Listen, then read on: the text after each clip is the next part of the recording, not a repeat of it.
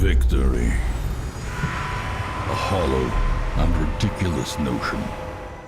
I wasn't going to do another video this week. I was kind of going to sit down and give myself a break because we've got some changes coming up to the company and some other things that I wanted to focus on. But as a result, I was trying to relax, and something I do when I relax is I tend to play 3 or 4 games a lot that I know are going to put me in a relaxing mood, or that I know I could, listen to a podcast and play. So stuff like The Elder Scrolls V, Skyrim, Darkest Dungeon, No Man's Sky, games that, I can turn my brain off to, or that I know I can do something relaxing whilst, doing something with my hands, kind of thing. Not like Hotline Miami, where you need to be really focused, but just games where, you can kind of turn your brain off a little bit and do something else at the same time. And this week, I noticed, after about 200 hours of play, that I nearly finished Darkest Dungeon. And that didn't really strike me as anything special, because I've been playing that game for a long time, and it's really difficult, and it takes a long time to get good at that particular game. There's lots of interacting systems and overlapping stuff, and I don't know, I just never finished it, because it takes, a lot of time and math, and there are people that can finish it, in a few weeks of that game, but for me, it's something I've been playing for, I guess, over a year now. And growing up, I never really had access to a lot of different video games, so I would play the same, 3 or 4 games on the Nintendo 64 for most of my childhood, like Mario Kart, and then a few other racing games. We didn't really have, Mario 64 for a long time, and when we did get it, I watched my brother play it mostly. I didn't really play it myself. And then when we did eventually get an Xbox, that was much later. So for me, my experience with games was initially just playing the same thing over and over again. And that's kind of why I was interested in Darkest Dungeon, is because when I was in primary school, this free-to-play game, this free-to-play Flash game, came out called Adventure Quest. And it's just a turn-based RPG. But like a lot of things at the time, in a kind of post-Newgrounds era, it was a free online game, and then you could pay to upgrade and become premium. And I played that game a lot. It's a single-player game where you just go through and you do quests and stuff, and just turn-based combat. And I played the game a lot because me and my brother were both playing it, and it was something that we bonded over, and we kind of did that together to an extent. Because I didn't really like RuneScape. I wasn't really good at RuneScape. I didn't really have the time to invest in it, and I also wasn't really sure of myself at that point, so, talking to other people online wasn't something I was particularly interested in. And so Adventure Quest really appealed to me. That's why when I saw Darkest Dungeon the first time on Steam, I immediately thought, oh, this is a grown-up Adventure Quest. It's an Adventure Quest for adults. It takes all of the sensibilities of a Western turn-based game, much like Lord of the Rings on the original Xbox, where you would play through different quests with a roster of heroes that you could tag in and tag out. Darkest Dungeon had that added element of difficulty and almost an examination of what it's like to manage a group of adventurers. It's kind of an a la carte Dungeons and Dragons experience, where instead of playing as the game master or the dungeon master, you're sort of in charge of the group of adventurers. It's like a management game almost. And so I started playing it initially, and I really enjoyed the game, and I really struggled with it, but over the year I kind of got better and better at the game, and I got to a point where I was really confident playing it, and would play it sort of much like The Witcher 3 or Skyrim. I would sort of play an hour or so a week when I was trying to relax, and that was fine.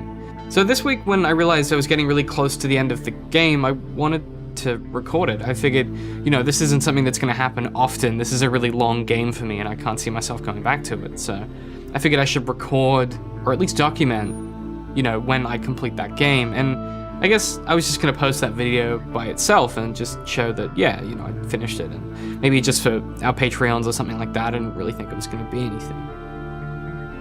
But then, when I booted up the game to tackle the final quest, the final dungeon of that game, I realized that I kind of didn't want to finish it.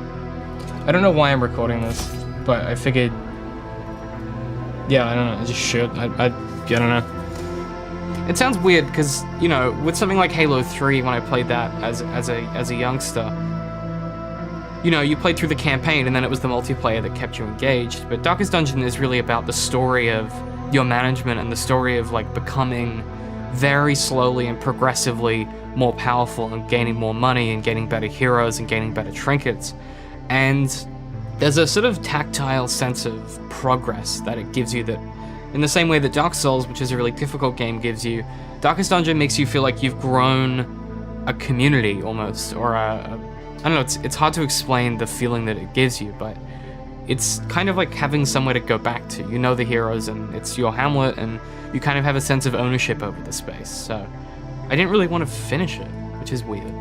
But I sat down to do that, and was kind of after the fact reflecting, and I'm reflecting now still, on what it was like to actually finish that game. And what it's like to become emotionally attached to a video game in a way that isn't necessarily because of great writing or a great plot, but just because the mechanics and the way that a game is made fills and kind of occupies a space in your life. It's a game that, you know, I've recommended to a bunch of people that I really like, and it's a game that we talked about so much in our podcast because it just is something that was meaningful to me and still is. So finishing it was difficult, and I wanted to try and say something about that if I could. And so what you're gonna see next is me doing that, is me finishing the game. And yeah, I just wasn't really expecting to feel the range of things that I felt as I finished the game, and I tried to avoid spoilers for the final kind of the final story, but I tried to enter the final quest a few times and died repeatedly. So I kind of knew what I needed to do with my party and kind of how I needed to prepare, but what I hadn't done was think about like how I needed to like emotionally prepare for finishing a game that meant so much to me. The only other experience I can think that's similar is when I first uninstalled Skyrim from my computer. You know, I've got 500 hours in that game or so, and like turning that off, removing that download when I was finally done with it. Video games don't have to be really great, beautiful stories like The Witcher 3 to occupy a really important, you know, place in your personality and things that you love. It can just be that it's part of your life in a way that's meaningful. So here's that footage of me finishing the game, and I don't know, I hope you get something out of it. I really, really enjoy this game, and I can't thank Red Hook enough for reigniting that passion that I had when I was young in these turn-based games, and reminding me, you know, what it was like to be 10 and engaged in a game. And honestly, what it's like to be really invested in something and to finally see it completed. I should keep the heli on.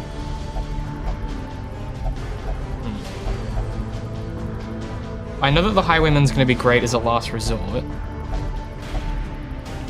Yeah, I guess yeah. I don't know. It's a hard one. Doesn't matter too much. So this is just gonna be a game of attrition, basically. He's got that point blank shot, so I'm gonna keep him to last. I think the leopard goes next.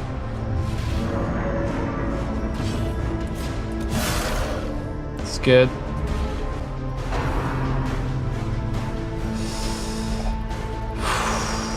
Okay. Just us two.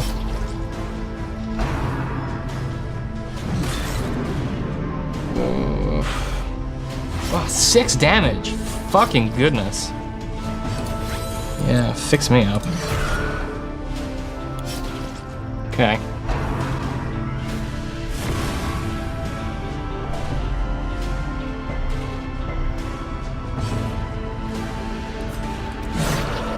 Oh, I think I might do it. I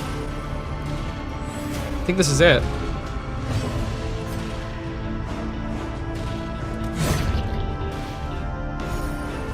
Holy shit.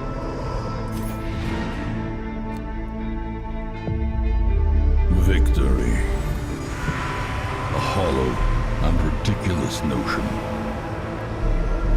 We are born of this thing, made from it, and we will be returned to it in time.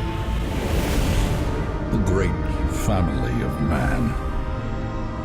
A profusion of errant flesh, multiplying, swarming, living, nugatory vigil, haunted forever by that sickening prose echoing through the infinite blackness of space and time.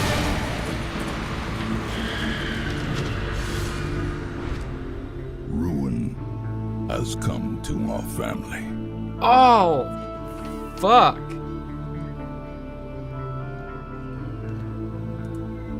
What?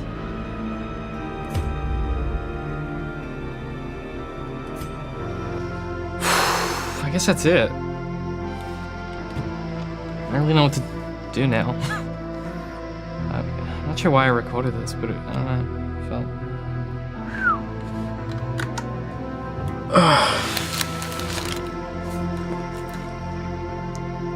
That's crazy. Man.